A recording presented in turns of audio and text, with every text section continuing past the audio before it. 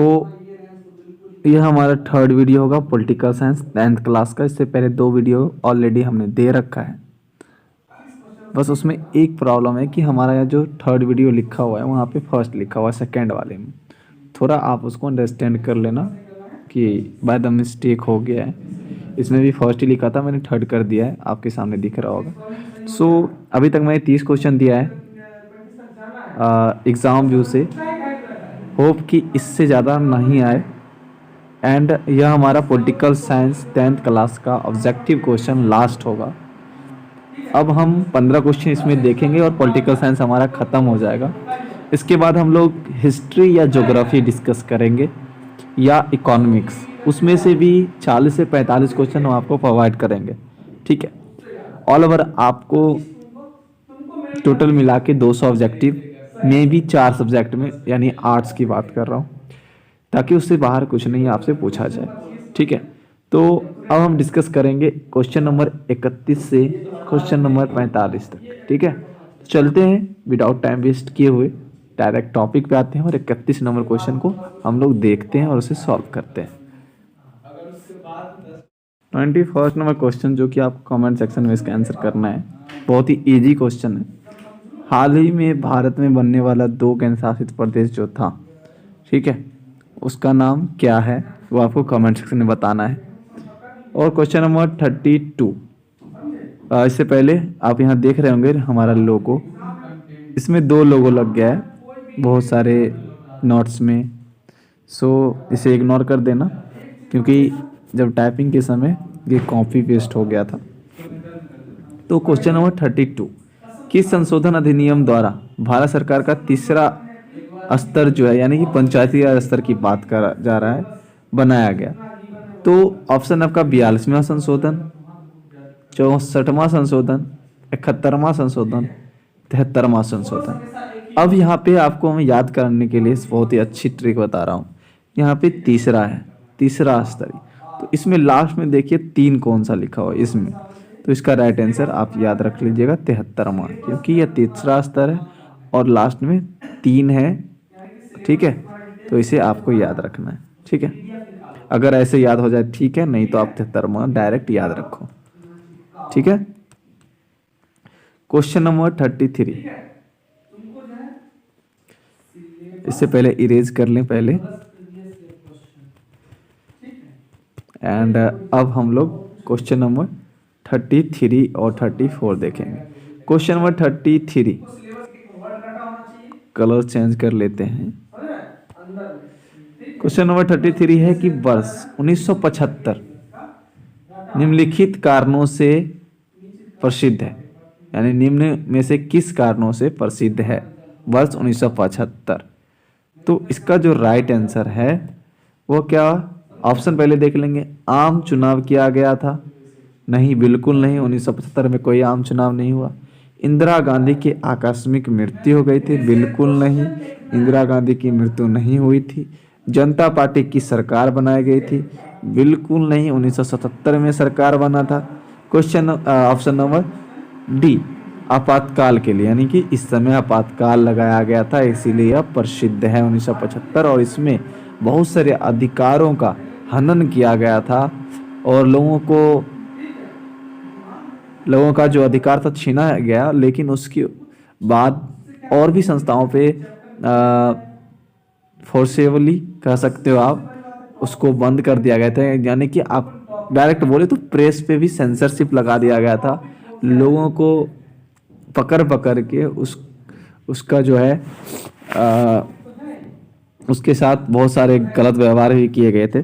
तो ये सब आपको 12th में पढ़ना है जनरली। ठीक है, तो किस लिए था? आपातकाल के लिए। 25 जून याद रखेंगे आप, 25 जून 1975 को इंदिरा गांधी के द्वारा लगाया गया था। ठीक है, क्वेश्चन नंबर 34, भारत में संघ एवं राज्यों के बीच अधिकारों का विभाजन कितने सूचियों में किया गया था? मैंने इससे पिछले वीडियो में जस्ट बताया 3 सूची हैं, संघ सूची, राष्ट्र सूची, समवर्ती सूची। तो ऑप्शन आपका सही मिल गया आपको 3। ठीक है, क्वेश्चन नंबर 35 की ओर चलते हैं और इसको पहले इरेज कर लेते हैं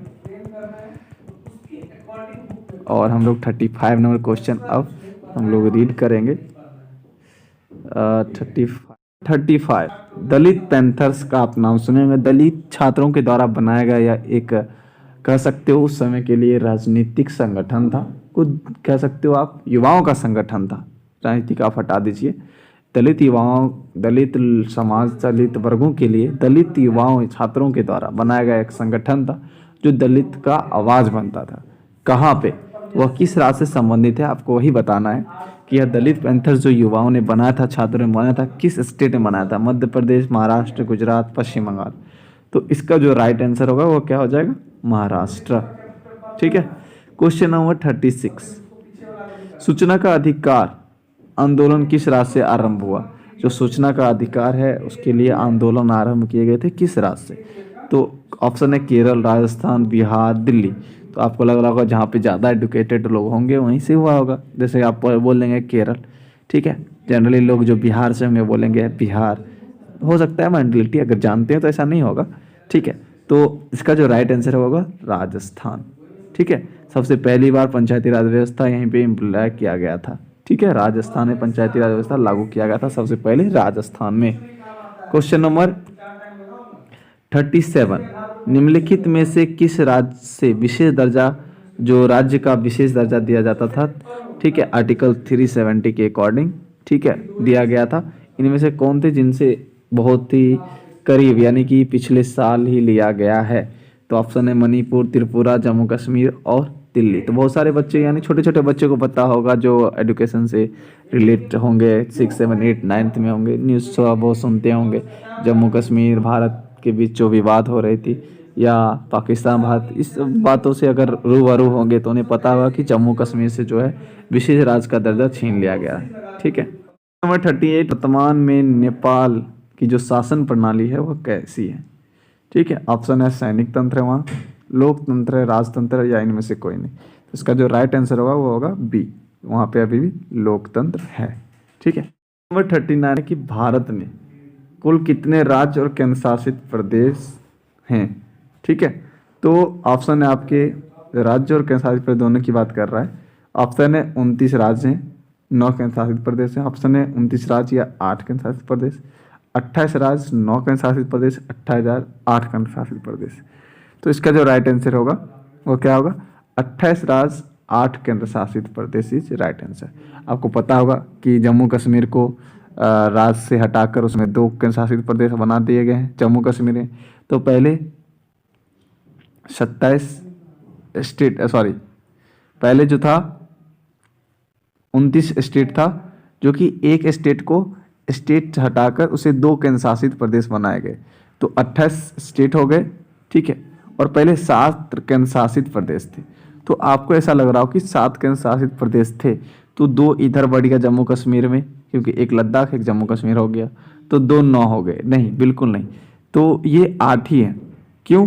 क्योंकि दमन और दीव, ठीक है, दादर नागर हवेली और दमन और दीव को एक कर दिया गया है, ठीक है, इसीलिए यह 8 है। बहुत बच्चों का जो कन्फ्यूजन है कि 9 केंद्र शासित प्रदेश है, तो 8 कैसे है, 2 बढ़ गए ऊपर और 2 को एक कर दिया गया है, दमन और दीव और दादर नागर हवेली को, ठीक है। क्वेश्चन नंबर 40, क्वेश्चन नंबर 40 है, राजनीतिक दलों का नींव सर्वप्रथम किस देश में पड़ी। ऑप्शन है फ्रांस, ब्रिटेन, भारत, या इनमें से कोई नहीं। तो ये ब्रिटेन जो है यहाँ पे सबसे पहले राजनीतिक दलों का नींव पड़ा था, ठीक है। क्वेश्चन नंबर 41, भारतीय संविधान के अनुच्छेद 19 में क्या आता है। अनुच्छेद 19 के अंतर्गत क्या आता है। समानता का अधिकार, संवैधानिक उपचारों का अधिकार, स्वतंत्रता का अधिकार, या कोई नहीं। तो इसका जो राइट आंसर होगा वो हो जाएगा आपको स्वतंत्रता का अधिकार, ठीक है। जो समानता का अधिकार है वह आर्टिकल 14 से 18 तक है, ठीक है। जो संवैधानिक उपचारों का उपचार है वह आर्टिकल 31 से है, ठीक है। जो स्वतंत्रता का अधिकार है वह 19 से 22 में है, ठीक है। आप इसके लिए सेपरेटली वीडियो में मौलिक अधिकार का मैं बना दूंगा। क्वेश्चन नंबर 42 की ओर चलते हैं।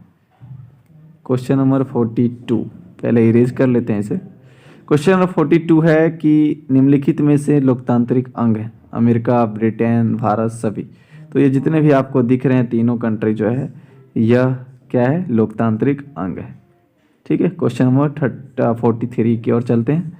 अब आपका पॉलिटिकल साइंस खत्म होने वाला है, इसके बाद हम लोग हिस्ट्री या ज्योग्राफी स्टार्ट करेंगे। तो हमारे वीडियो में हमारे चैनल के साथ बने रहें। और 43, भारत कब गणतंत्र हुआ? बहुत सारे स्टूडेंट को कह सकते हैं कि उनको गणतंत्र और स्वतंत्र कब हुआ, इनमें अंतर नहीं समझ आता है। कभी वो गणतंत्र को स्वतंत्र बनाते हैं, स्वतंत्र को गणतंत्र बना देते हैं। तो ऐसा अगर आप भी गलती करते हैं तो ऐसा गलती ना करें। जब आज़ाद हुआ था हमारा देश 15 अगस्त 1947 को, तब हम स्वतंत्रता दिवस मनाते हैं। और जब हमारा संविधान लागू हुआ था 26 जनवरी 1950 को, तब हम लोग गणतंत्र सेलिब्रेट करते हैं। ठीक है, रिपब्लिक डे। तो इसका राइट आंसर 26 जनवरी 1950 हुआ, क्योंकि इस दिन जो है हमारा संविधान लागू किया गया था। 15 अगस्त 1947 को हमारा देश आज़ाद हुआ था। ठीक है, यह इंडिपेंडेंट है और यह रिपब्लिक है। Okay, question number 44। Question number 44 है कि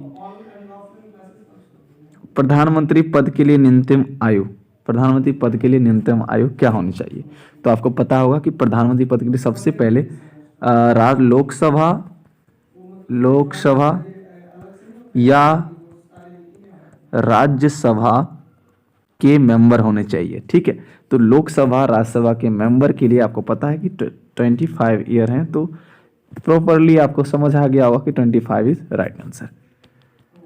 ठीक है, क्वेश्चन नंबर 45 एंड लास्ट इस वीडियो का, और आपका पॉलिटिकल साइंस भी एंड हो जाएगा। तो भारत का संवैधानिक प्रधान, यहाँ पे टाइपिंग मिस्टेक है, यहाँ पे संवैधानिक होगा, संविधानिक प्रधान कौन किनको कहा जाता है? प्रधानमंत्री को, राष्ट्रपति को, उपराष्ट्रपति को, मुख्य न्यायाधीश को। जो राष्ट्रपति हैं इनको संवैधानिक प्रधान कहा जाता है। लेकिन आपको बता दें कि संवैधानिक प्रधान इन्हें तो कहा जाता है, लेकिन इनको हैंडल किया जाता है। हैंडल किस तरह? यह एक मूर्ति की तरह है। बिल्कुल सही बात है, क्योंकि जो काउंसिल ऑफ मिनिस्टर होते, जो मंत्री परिषद होते हैं, मंत्री परिषद के सलाह पे राष्ट्रपति कोई भी काम करता है। और जो मंत्री परिषद होता है इसका हेड कौन होता है? वह प्रधानमंत्री होता है। तो आप इस तरह समझ सकते हो कि जो कार्यकारी हेड होते हैं, कार्यकारिणी मतलब कह सकते हैं एग्जीक्यूटिव हेड होते हैं, वो प्रधानमंत्री होते हैं। लेकिन संवैधानिक तौर पे जो प्रथम नागरिक माना गया वो राष्ट्रपति को माना गया है। और किस तरह हैंडल किया था आपको अब समझ आ गया होगा कि राष्ट्रपति के लिए एक मंत्री परिषद होता है, और मंत्री परिषद के बिना सलाह से यह कुछ नहीं करते हैं, मंत्री परिषद सलाह से ही कुछ भी कर पाते हैं। और मंत्री परिषद के जो हेड होते हैं वह कौन होते हैं? प्रधानमंत्री। तो आप समझ सकते हो किस तरह उन्हें हैंडल किया जाता है। ठीक है, और भी ऐसा नहीं है कि सब चीज़ में हैंडल किया जाता है, इनको कुछ अधिकार भी हैं, कुछ पावर भी हैं। यही राष्ट्रपति हैं जो किसी भी बिल पे सिग्नेचर करते हैं तो जाके वो कानून बनता है, इफेक्टिव होता है। ठीक है, तो वीडियो कैसी लगे हमें कमेंट सेक्शन में बताएंगे, और वीडियो के साथ करते हैं।